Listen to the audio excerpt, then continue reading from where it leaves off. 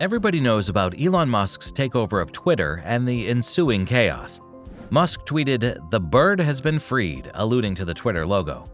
The eccentric tech tycoon has an extensive portfolio of businesses under his management, including the electric car manufacturer Tesla, the space company SpaceX, the tunnel-building Boring Company, and the manufacturer of brain chips Neuralink.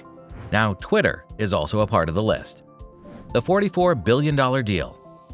Musk, who paid $44 billion for Twitter late Thursday after a contentious legal battle that occupied headlines for 6 months, intends to stay in that position for the time being.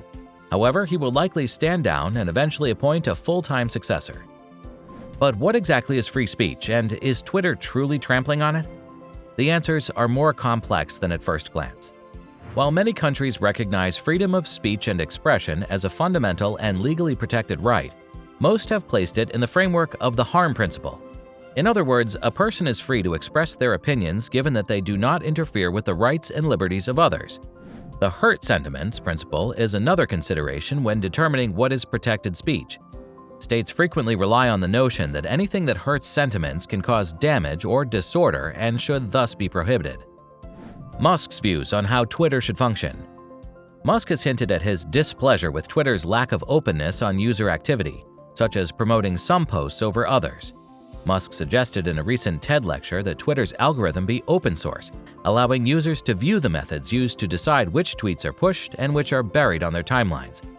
Open sourcing, according to Musk, is preferable to tweets inexplicably promoted and demoted without any insight into what is going on. Current state of Twitter. The romantic vision of Twitter as an online town square where everybody has a voice and can be heard is frequently overshadowed by the platform's tendency to amplify outlandish ideologies. Toxic and controversial content frequently results opposite the productive discourse that Twitter envisioned. Twitter conversations are frequently divisive and act as virtual breeding grounds for cancel culture rather than serving as a worldwide forum for communication and discourse. India. In India, the third largest market for Twitter, the firm filed a lawsuit earlier this year to challenge the government's request to delete specific posts and whole accounts that it deemed to threaten India's security or sovereignty.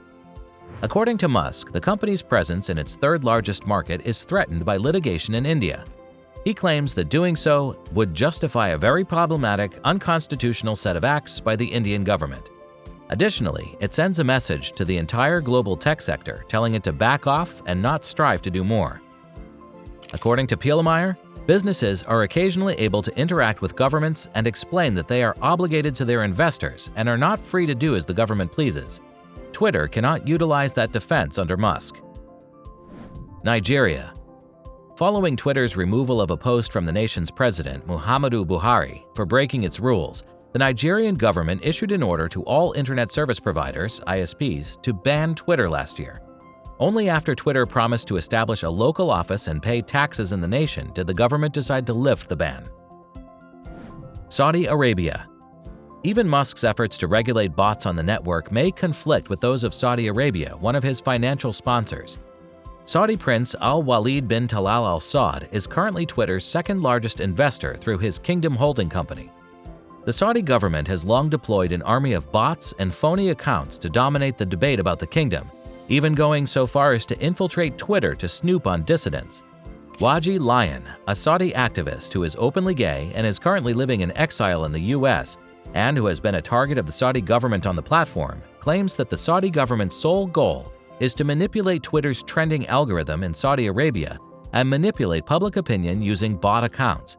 So, if Elon Musk is sincere about getting rid of these Twitter bots, the Saudi government will suffer greatly.